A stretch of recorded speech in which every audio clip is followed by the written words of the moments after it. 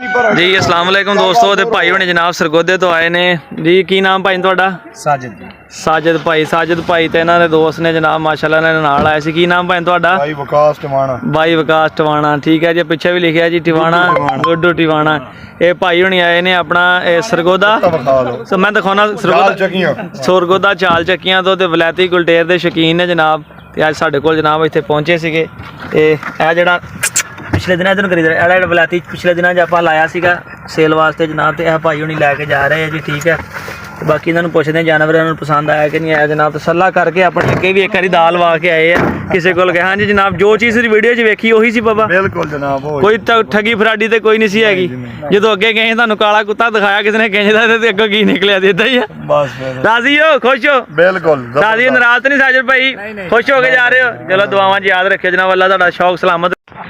तो यह जनाबे वाली रखवाण लगे हैं ठीक है। गुलटेर जेड़ा वलैती भाई हणा दिता जे। तो यह बह गया जी गड्डी दे विच। अज जा रहा जी अल्लाह खैर करे।